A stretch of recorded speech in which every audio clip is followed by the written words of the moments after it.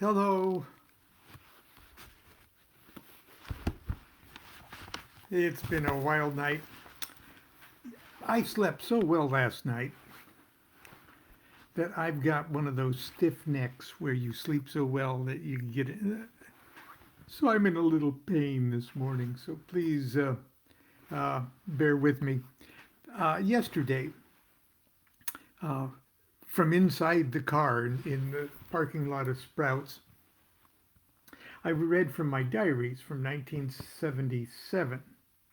And I wanted to finish something up today with that section of my diary entries, if you don't mind. It will be probably especially uh, uh,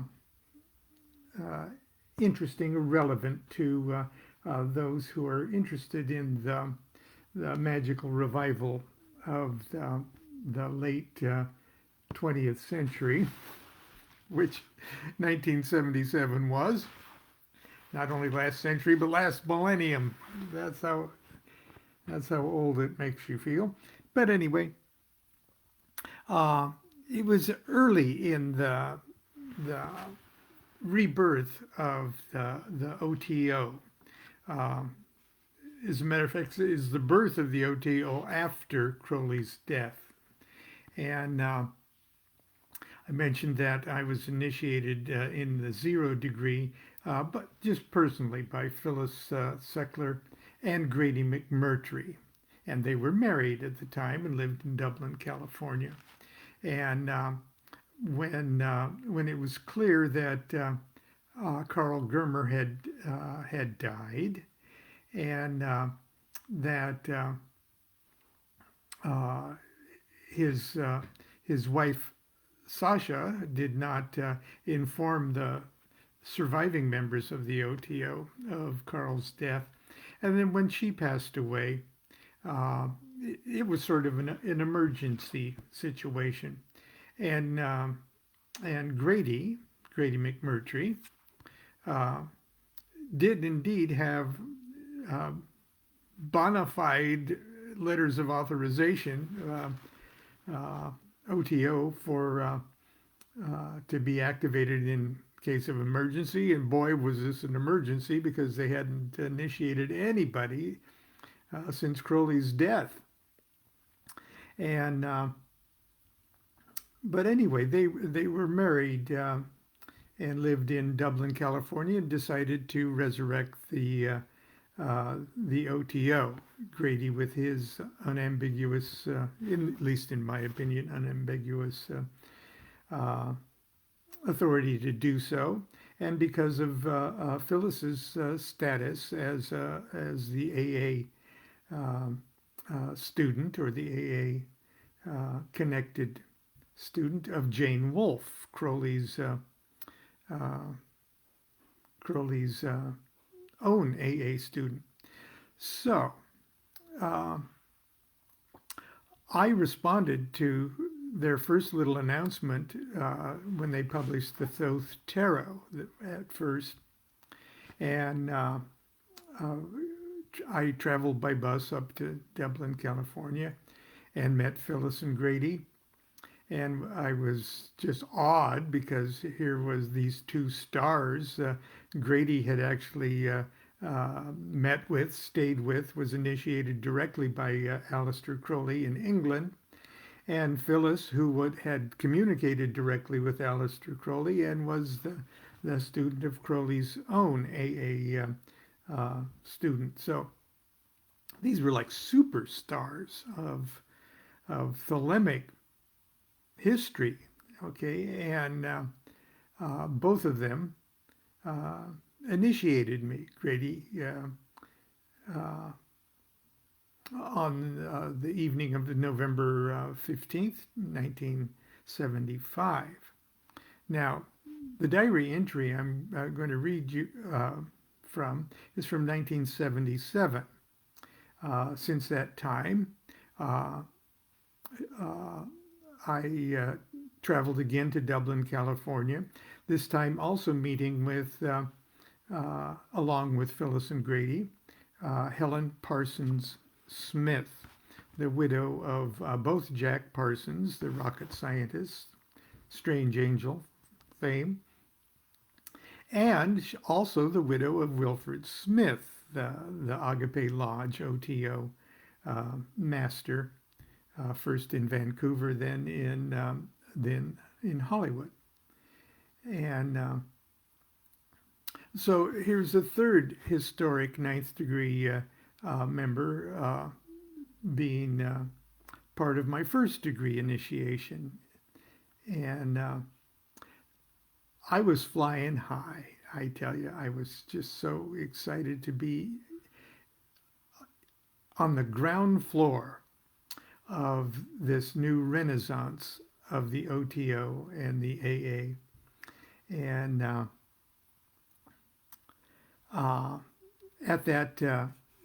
at my first degree initiation, privately, Phyllis also took me on as an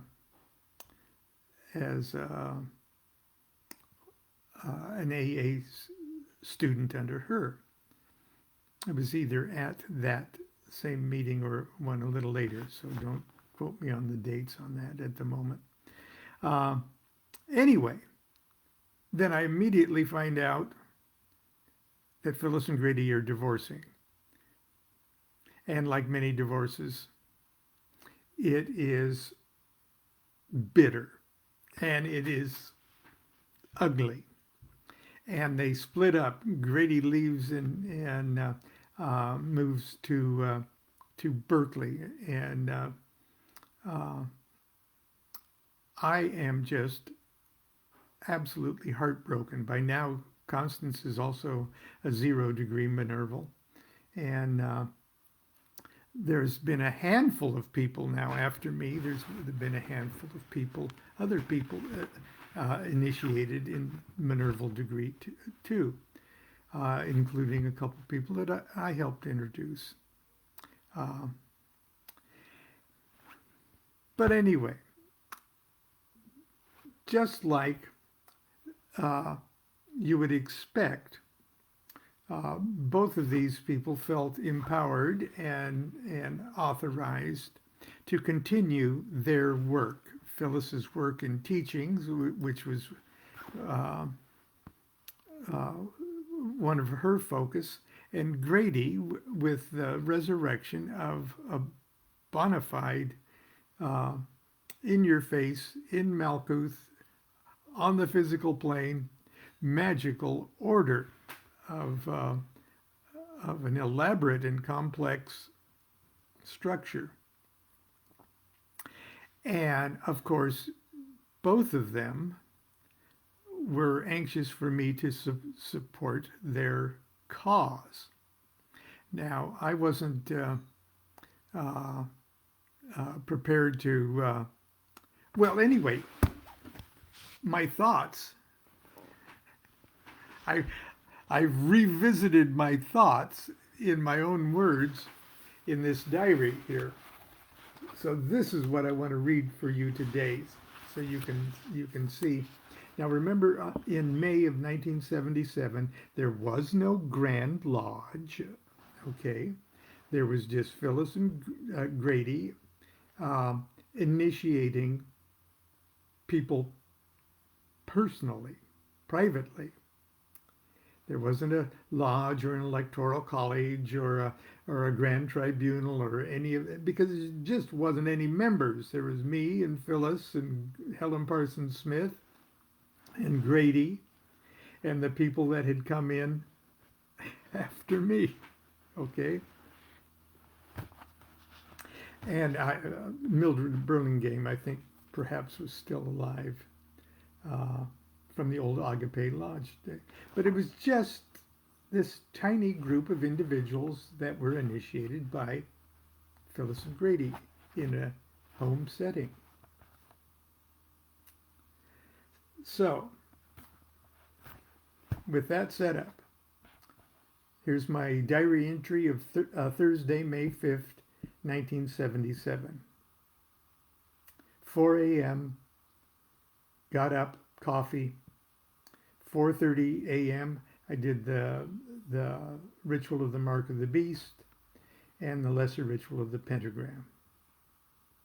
Attempt at pranayama could not get into it, that old right nostril, it says. I am very concerned about the trouble with the OTO. I am torn between loyalties. Grady, of course, says he understands my position, and Phyllis says she would not hold it against anyone for remaining loyal to Grady. But neither one is allowing me 100% confidence, trust, and energy while this thing is up in the air. I can't expect them to stay together as man and wife just for the sake of the brethren, just as husband and wife should not continue a bad relationship just for the sake of the children. But the fact remains that the children exist, and the parents' responsibility is undeniable. Phyllis and Grady may not have been Ozzie and Harriet, but they were one long enough to give birth to me, and damn it, how can I demand their recognition of my birthright? If this were Amorc, or Rosicrucian Order AMORC, if this were Amorc, I could give a damn, but it is not. Initiation on inner planes, or whatever one may call it, did indeed take place as surely as I bear the sign of circumcision.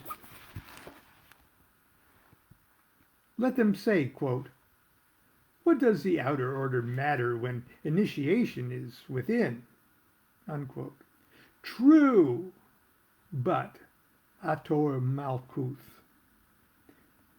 It took the fact that initiation penetrated straight through to this plane of discs, so I stood there dumbfounded in this mass of fat and muscle and ate that bread and salt.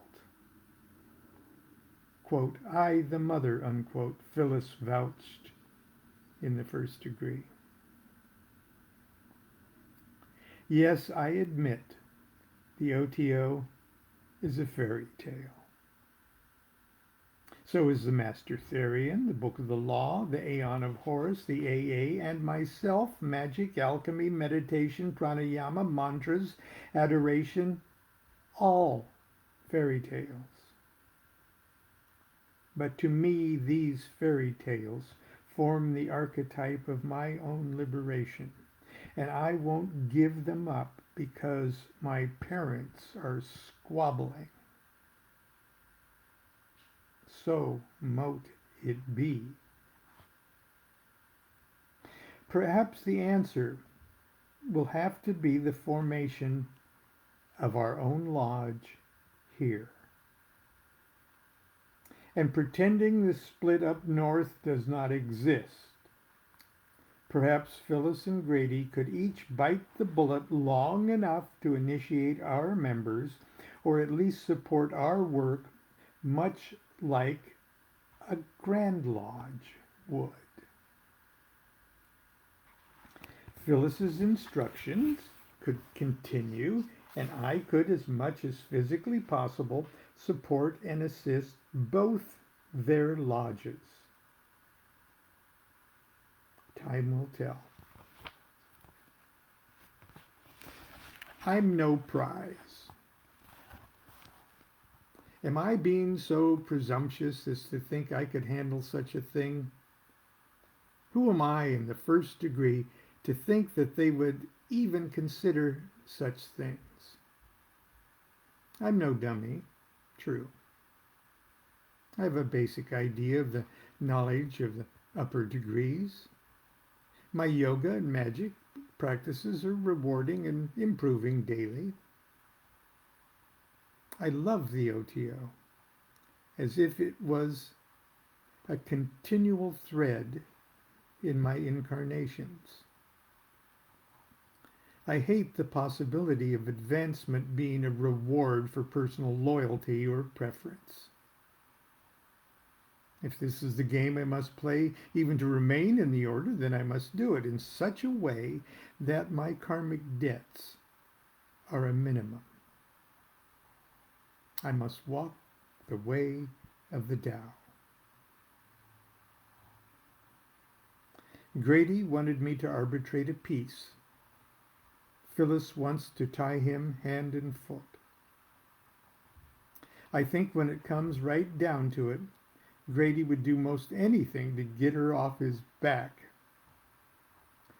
so he can continue his fairy tale. Phyllis wants her safety. Both could be arranged, but I feel the youthful optimism of a first degree is no match for the momentum of two old Thelemites doing their will. I've resigned gladly to the fact that I definitely do not want to be independent of either the dispensation or love of Phyllis and Grady. But in all cases of difficulty and danger, in whom do I put my trust? Myself. And that was the entry of May 5th, 1977. I did indeed get chartered a local lodge, the first, and but in order to do that, Grady did establish a Grand Lodge, the Lima Lodge, Grand Lodge, and our lodge, Haru Raha Lodge in Orange County, was the first local lodge ever chartered under the auspices of a Grand Lodge of OTO. And that's where we'll leave it today. I'm going to try to get this stiff neck worked out. Just being here with you has already made me feel better. So maybe I should just do this all day long and heal myself. Until tomorrow, continue to be good to yourself and be good to each other. Do what thou wilt shall be the whole of the law. Love is the law, love under will.